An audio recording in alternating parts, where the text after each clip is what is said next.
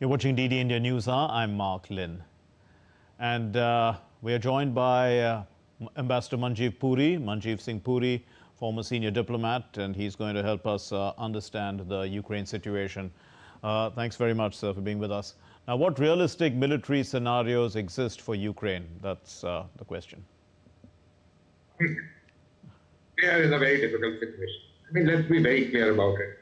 The fact that from 22 onward, they've survived, of course, people, in a snide sort of manner say, the Western countries will fight to the last Ukrainian.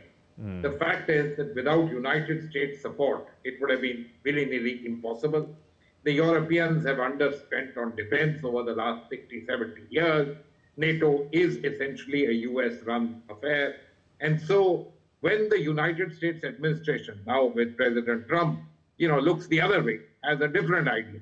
They think that Russia is a place with which you must do business, that there are opportunities. And in that sense, they find Ukraine to be a kind of irritant. And the Europeans too. But the Europeans, what can they do? They are sort of tied at the hip, so that will go on. But Ukraine, why? And therefore, the situation for the Ukraine is difficult.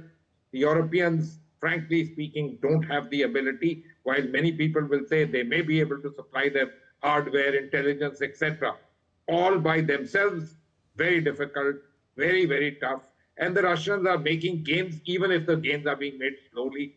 And therefore, I too feel extremely sorry for the situation which Ukraine finds itself, propped up by its greatest ally, and now, in a sense, forgotten. Or let me say, the greatest ally is looking the other way. What can one say? Indeed, but the Western allies, at least Europe, is pushing Ukraine to demand more. And are these Western allies, I mean, if you know the US position, but are they, worried about overextending their resources at some point in time? Mark, look, basically speaking, while many of us will say that the European GDP is equal to the United States, the fact of the matter is that they are far behind in terms of military power, in terms of both weapons and in terms of abilities, etc., to produce them. In any case, make them available to Ukraine. Even if they try, and I'm not sure there is that great willingness among all of them to try, the coalition of the willing, when you see it, you basically see the UK, France, and Germany at the front. There are other people in Europe who are even looking the other way. I'm not sure of the Italian position also. So the fact of the matter is that the Europeans are trying to play diplomacy, trying to keep the Americans, in a sense, both on board with them and on board in support of Ukraine. Their fear, which has got ingrained in them, is that Russia could gobble them, or, I mean, not really gobble them, but become a very serious threat to them. And so, therefore, they've got that particular position in them, ingrained as a result of years and years of the Americans also having the same sets of positions. It's a very, very tough call.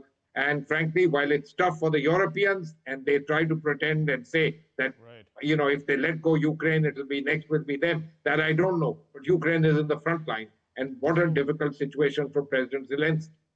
So, indeed, what has Ukraine got to offer? I mean, are economic guarantees linked to the security guarantees that he's asking for?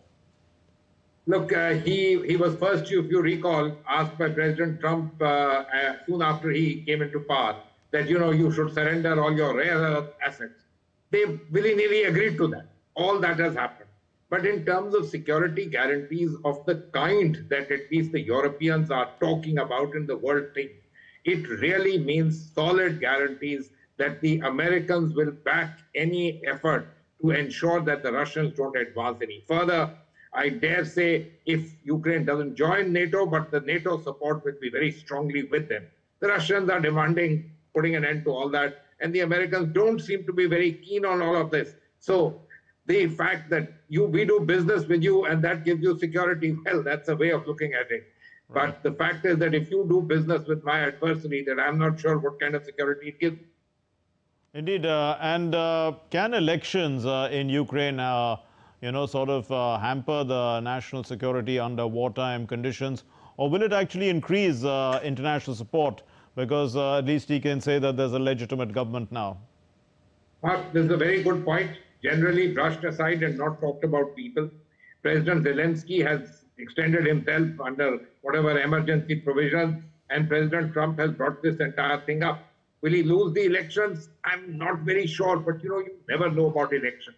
When we see Western television programs talking to Ukrainians, most Ukrainians say, we are very strong in defending our country. Then when you ask them about a peace deal, they turn around and say, what do we do? We are finding ourselves really up there without anything at all. And so therefore, what do? We have no choice but to accept that. So we don't know what the results will be. And it isn't very easy, but it can, muddy the waters even more, make things even more comfortable for the Russians and the American push, and make things more difficult for the Europeans. We leave it there. Thank you very much, Ambassador Manjeev Singh Puri. Thank you for breaking that down for us. Now, let's take a look at other stories making news from around the world. The former Iraqi President Bahram